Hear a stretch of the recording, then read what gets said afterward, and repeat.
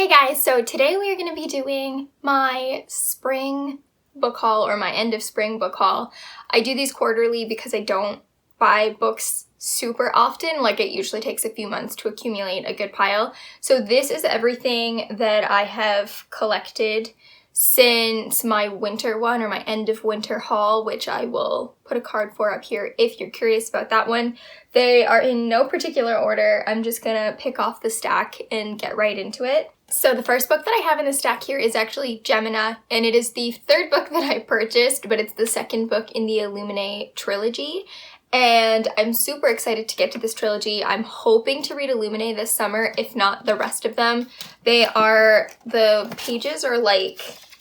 pages are, some of them have very little writing on it, so I have a feeling that it's not going to take very long to read, even though they're kind of chunky sizes. It's just the way that it's written. I'm not even sure, I haven't even started, but the way that it's written looks like it will be something that I'll get through really, really quickly. Next on the pile are two books that I got for my birthday, and I have The Way of Kings and Words of Radiance. Obviously, The Way of Kings I have read. It is annotated to the high heavens, and the spine is just obliterated. Here's what they look like when they first get to you. I know a lot of people hate mass paperbacks. I kind of love them, but I'm not patient enough to wait for them to come out for the rest of the season. So we'll see the rest of the series. But I really, really loved the first book, and I'm super excited to get into this one at some point soon. Next on the stack, we have Us Against You by Fredrik Backman, which is the second book in the Beartown, I was gonna say duology, but actually from meeting Fredrik Backman a few weeks ago, I found out that there's actually a third book coming. Now, I wish I had made a mental note about what it was called, but I think it was something along the lines of either people who walk towards the fire or people who walk into the fire. It had something to do with fire. So I'm super excited to see where this is going to go after this book. I absolutely loved Beartown. I love Fredrik Backman's writing. Absolutely loved it. I can't wait to get to this one. Then we have another book by Fredrik Backman, A Man Called Uva, and I am so excited to get to this one. This is one of his more backlist kind of books. I'm not sure if this is the first. No, it's not the first one. Maybe the third one that he wrote? I'm not entirely sure. I shouldn't even be guessing.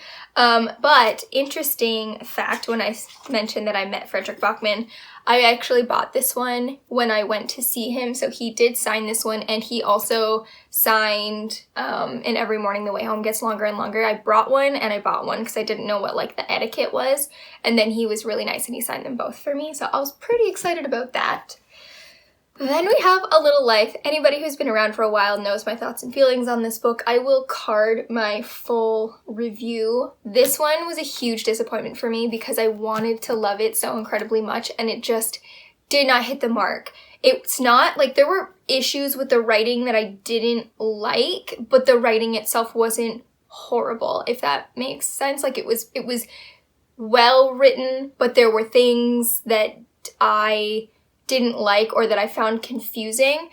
But the main thing was just the story itself did not resonate well with me and sit well with me. But that being said, there is another book that she wrote called, I think it's called People in the Trees or something, The People in the Trees. I can't remember exactly off the top of my head, but it is another book that she wrote, and I think she wrote it after this one, that I do want to try. So as much as I really, really disliked this book, I would be curious to see if her other book is something that I would enjoy, just to kind of see if it's a one-off thing or if her writing style just isn't for me. But I would definitely try another book by her, and I would hope that I would like that one. But I am interested, I think, because the premise is different.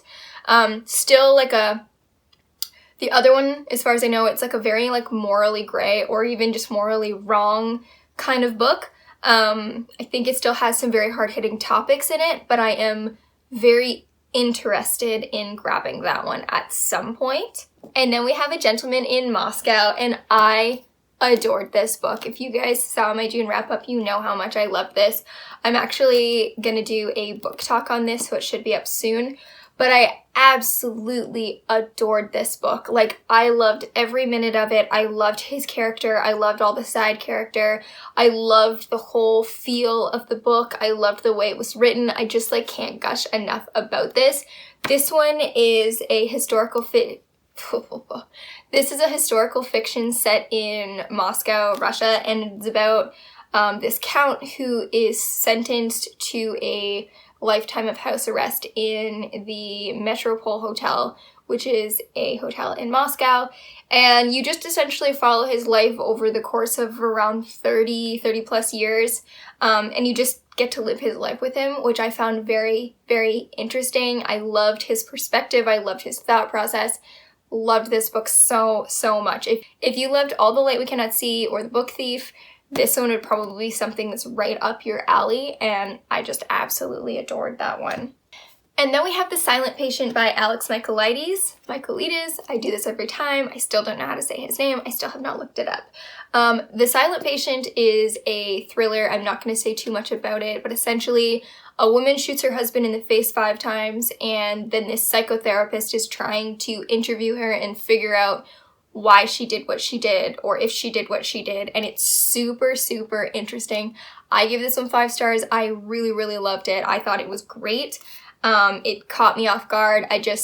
I really, really enjoyed this, and this definitely kind of opened up the world of thrillers for me again, because I felt like I had hit a few bad ones or a few not so good ones that I just didn't enjoy. But this one, I realized that obviously I'm just really picky about this genre in general, and this one hit the mark for me, so I thought that one was great. And then we have The Lost Girls of Paris by Pam Jenoff, and as far as I know, this is based on true events. It's historical fiction, but I think it's based on true events, and it is about women who went missing during World War II, and then I think this woman here gets recruited somehow to find out what happened to them. I'm not entirely sure what it's about, but I love historical fiction. You guys know I love historical fiction. I haven't read anything by Pam Jenoff before, but I'm hoping I really enjoy this, and I have a feeling that I will. And then another historical fiction, although this one is a romance. It is not based around the war. It is not this really big, heavy book. I mean, it has heavy elements to it, but at the heart of it, it is a historical romance. It is adorable. I absolutely loved our main character, Beatrice.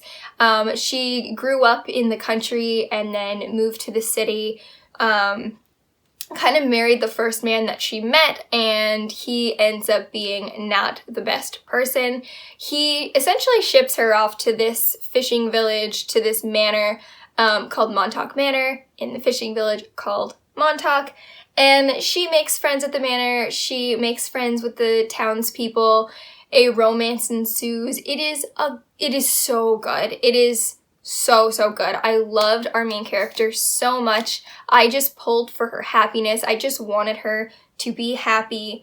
Anyway, can't say enough good things about this. I also have a book talk on this one. I will card up there if I didn't use too many cards yet. I'm not sure. And last on the pile, I know, it's another historical fiction, because you guys know I have a huge soft spot in my heart for historical fiction. Absolutely love them. This one is actually based around World War I, and it actually follows the story of Caroline from Lilac Girls, follows her mother's perspective and a couple other perspectives during World War I. So I think this will be really, really interesting. The book cover itself is just gorgeous. I cannot wait to read this, and this will definitely be coming to the cottage with me this summer. I'm sure I will be reading it. I am pretty sure my sister will also be reading it.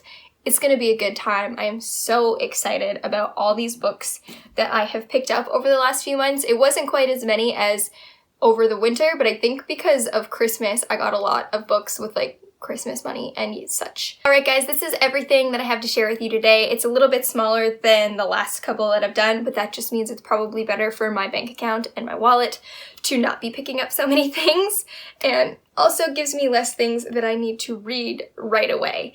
Anyway, as always, comment down below. Let me know if you had any favorites in this stack, anything that you've picked up recently that you're excited about. Just let me know down in the comment section. And while you're down there, if you haven't subscribed yet, I would love it if you did, and hit that bell for notifications so you don't miss any future videos. I typically upload Mondays and Thursdays.